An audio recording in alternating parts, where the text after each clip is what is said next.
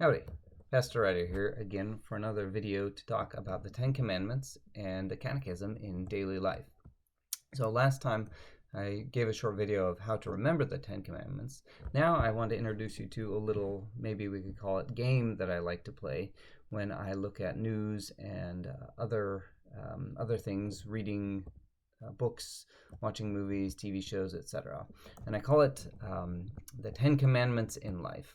So all you need for this is something to watch or read and your small catechism. If you've got the commandments and explanations in your head, it's all too easy. If not, with the catechism handy, you've got a good reference. So here's how this works. As you read a news story or watch the news, as you watch your favorite movie or show or read a book, look for, again, what I like to call 10 Commandment connections or catechism connections. In other words, where do you see evidence of the 10 Commandments being broken or kept in daily life or in the things that you read and watch? How are situations presented and how do they relate to what God commands of us? Do the things that we read or watch promote godly behavior, or do they display godlessness as models? Do they encourage us to fear, love, and trust in God above all things, or do they entice us to seek after the things of this world? How does this work? Well, let me show you. I'm going to pull up an article about a recent Supreme Court case that has been making some news, and it is, excuse me, I've got an errant cat, and it is about Mexico suing gun manufacturers for the products that they sell for various guns. I'm going to read the facts of the case from a site called oye.org, www.oyez.org, and you can search for this either on the internet or somewhere else, maybe in a magazine or newspaper. And really the point here is to read through it and just see where we find connections to the commandments. So I'll read through the facts of the case since it's short on this site, and then I'll go through and make a couple comments so you can see how I would do it, and you can do the same with whatever you choose to read. And I'll give a couple of sites that you can look at for some news stories, etc. But again, you can do this with a novel or a movie or a show. You just kind of look for the connection and go with it. So here are the facts of this case from March 4th of this year. The Mexican government sued several U.S. gun manufacturers in federal court, alleging their practices facilitated illegal gun trafficking to Mexican drug cartels, causing harm to Mexico. The defendants moved to dismiss, arguing the lawsuit was barred by the Protection of Lawful Commerce in Arms Act, PLCAA, which prohibits certain lawsuits against gun manufacturers. The district court dismissed the case, holding that the PLCAA applied and barred Mexico's claims. Mexico appealed. The U.S. Court of Appeals for the First Circuit reversed, holding that while the PLCAA does apply to lawsuits by foreign governments for harm suffered abroad, Mexico's lawsuit falls within the state's predicate exception for claims alleging knowing violations of laws applicable to gun sales. The court found Mexico adequately alleged that the defendants aided and abetted illegal gun trafficking in violation of U.S. laws, and that this proximately caused harm to Mexico. The court rejected the defendants' arguments that the causal chain was too attenuated, finding Mexico plausibly alleged direct harm from having to combat well-armed cartels.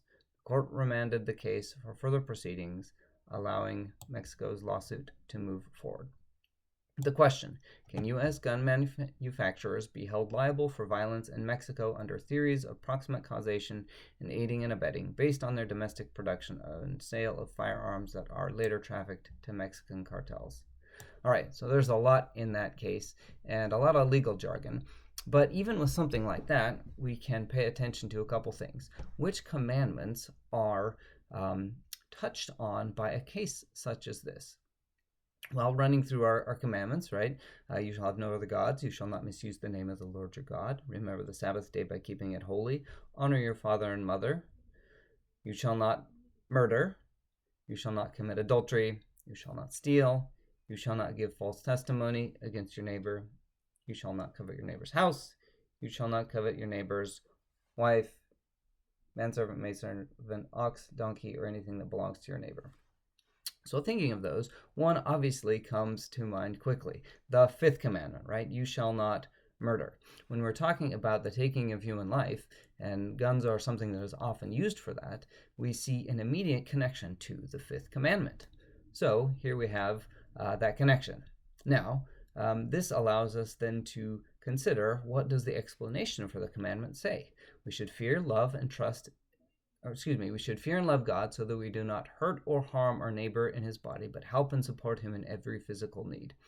So then to think through this more, we would say, okay, how does this how does this situation reflect our responsibility as Christians, as creatures of God even, to not hurt or harm our neighbor, but help and support him in every physical need?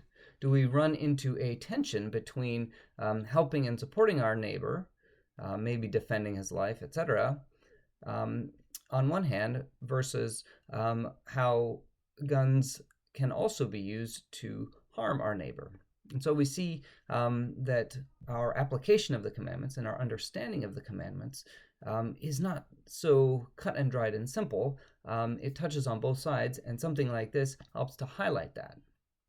We're not going to take the time to think through it completely, because I just want to show you how to start looking at the commandments and life in this way. So I'm going to move on to another. In this, it appears that Mexico is seeking some sort of monetary repayment for these alleged crimes or misdeeds by gun manufacturers.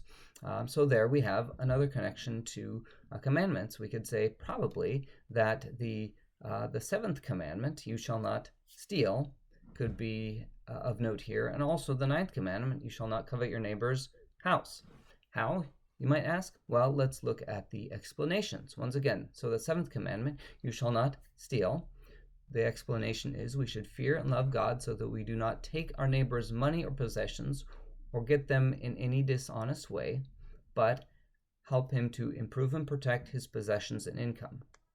So the question would be, is Mexico trying to take money from someone else improperly?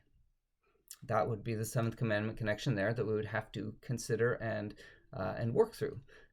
Regarding the ninth commandment, then, you shall not covet your neighbor's house, the explanation goes as follows.